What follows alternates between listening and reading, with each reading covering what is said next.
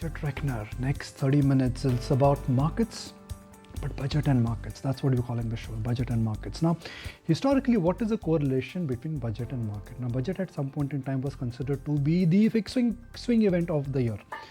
Over the years, that has come down, but the excitement which happens before the budget can never be nullified. So, in today's episode, we will map trends with Kunal in terms of what the historical trends are, and there is some lovely looking proprietary data Kunal has come up with. One day before the budget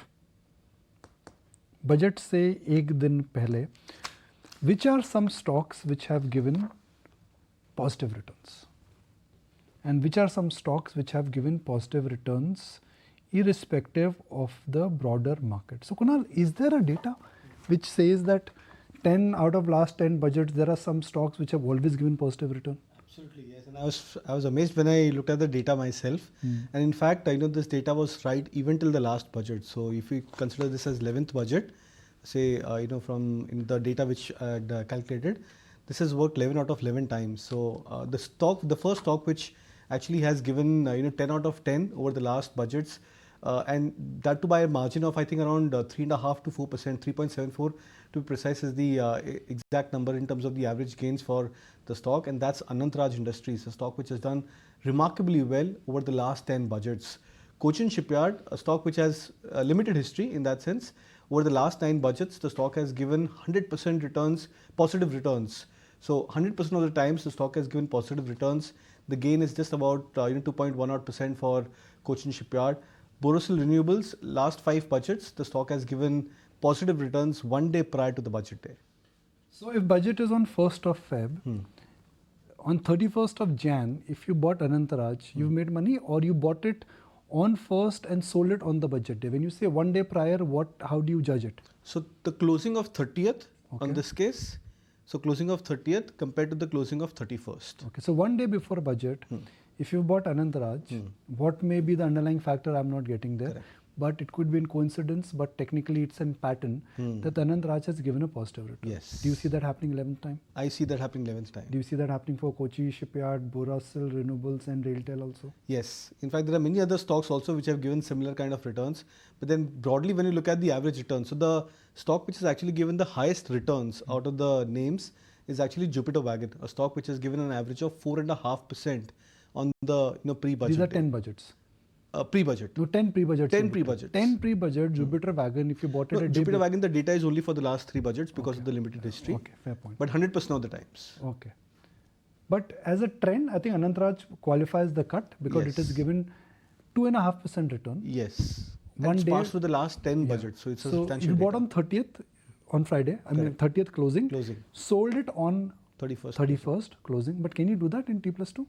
Yeah, T+1. T+1 you can actually do that. T+1 is BDST is allowed.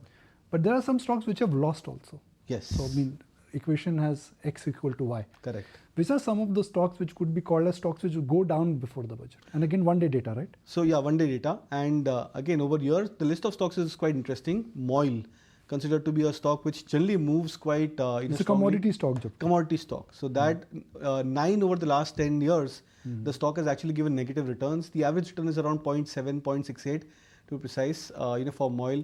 Hindustan Oil Exploration, again an oil-related company, that stock has also given negative returns for the last 9 out of the 10 budgets by an average of 0.8%.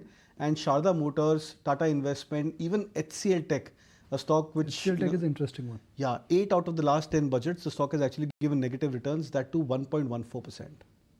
But 1% does not make a stock tradable. So can I say in terms of an idea to go short this time, maybe there is very little logic in creating a short position in some of these stocks, even it's HCL Tech also, because you will get a 1.5% move, which is not worth it. Yeah, that's what the margin of loss over here is very, very limited. That's why it may not look out to be an attractive trade.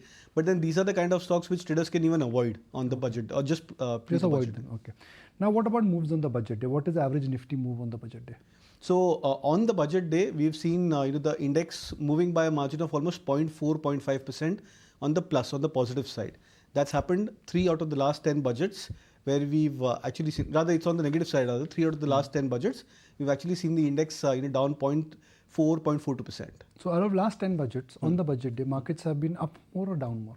It has been up more, but the percentage returns on the up is a bit less, but the percentage returns on the down days is much on the higher side. So if it's a negative day, it's not a normal negative day, it's more of a impactful negative day. Okay. They say that you buy the rumor and sell the news. This time there is only bad news rumor ahead of the budget. Correct. Could markets rally after the budget? Because I'm assuming that next 2 days you don't get a large move. Then we'll perhaps discuss it separately. But if you enter into budget at these levels, which is just around 23,000, could there be a post-budget rally? The chances are very much on the higher side because it's not just the budget. So this time around, it's not just the budget which is the big event, but post-budget you already have two big events. The US event in terms of Trump announcement, then you have the RBI event. So both of these events. So even if assuming budget disappoints, say for example as an assumption, then the markets have two more better triggers to try and latch on to. And if in case that comes out to be positive, it will be 2 out of 3.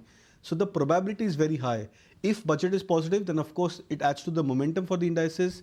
We look at the setup also, a major pain of the market is out. So we were discussing this I think a couple of days back also, that a major bottom generally gets happened when you see capitulation, when you see panic kind of reaction. That has already happened in terms of the stocks.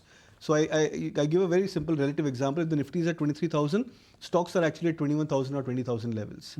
So when you have such kind of a deep divergence in terms of stocks, very little room for the stocks to fall further. It may happen for a couple of days, but as a trade, as a trend, we look out for divergence to correct itself. Okay, now we come to budget day gainers. Very interesting. Budget day gainers. Kunal's got very interesting names here. Tata Consumer, Birla Corp. Delivery, I would like to knock it out because it has limited history. Limited history. But ITC, Mahindra & Mahindra Financials and Dabur. So out of the 6 stocks which you've identified, 3 are FMCG. 3 are FMCG and ITC, a stock which is supposed to be very sensitive on the budget day. Exactly. So interestingly, consumer stocks have done well on the budget day. Yes. Is there a trade in consumer stocks? Yeah. So I think in this case, ITC, M&M Finance, I think post even if I add a bit of technicals over here, the last 2 or 3 days back, the breakout which we've seen for M&M Finance indicates that maybe the worst of the pain could be out for the stock, and we are looking at a resurgence of sort for the stock. ITC, of course, a stock which has given 9 out of the last 10 budgets positive gains. There's always so the stock goes into the budget with negative expectations, but then if nothing is announced on the negative side, it generally delivers positive return. In fact, last year budget, July budget, I remember I think the stock was up almost 4%, 4 or 5%. The only stock which was positive from the large cap FMCG pack. Tata Consumers, another surprise, that the stock has given 5 out of 5 times positive returns over the last 5 budgets, and that too by a margin of almost 2.5%. These are substantial numbers when you look at this as an average over the last 5-6 years. And when you say budget day moves, you buy them at 915 and sell them at 329. Yeah. So if one has to, let's say, identify one budget trade, and there is Tata Consumer, Birla Corp, Delivery, ITC, Mahindra & Mahindra Financials and Dabur. Pick the top draw for us. I'll pick up 2, ITC and M&M Finance, because I've seen that as a pattern also that these stocks have done remarkably well. The average returns also is quite stable. You are looking at 2% as an average gain on the budget day, which is decent enough for a F&O stock as well as a larger cap name like ITC. Okay, now losers. And budget also has the swing effect on the positive and the negative side. Losers are RailTel, RVNL, Tesmaco Rail. Budget day loser Jupiter Wagon, because before budget goes higher, on the budget day comes down.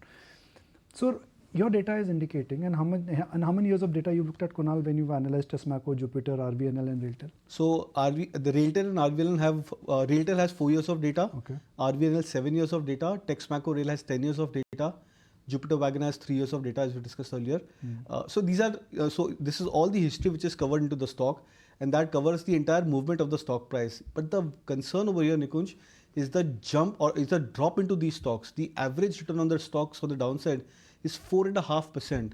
These are big numbers, and all of these RailTel and RVNL, these are railway related stocks, Texmaco Rail. So budget is supposed to be quite positive into this railway sector, but then the price action is telling you a different story altogether.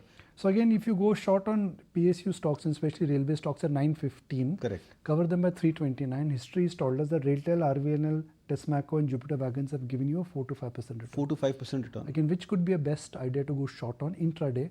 at 9:15 on 1st of Feb. So I will look at Railtel as a better trade over here, because I think Jupiter Wagon has also already fallen so much over the last few days. In fact, today also the stock is down. So maybe there could be a bit of a bounce back. Say you have 2 days pre-budget, but in case if the bounce back is not substantial, then there could be a chance that we may probably expect the stock to bounce back.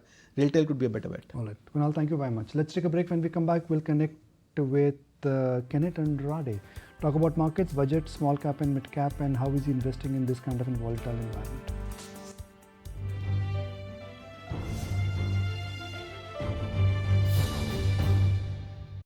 If you like this video, then like, share and subscribe to ET Now.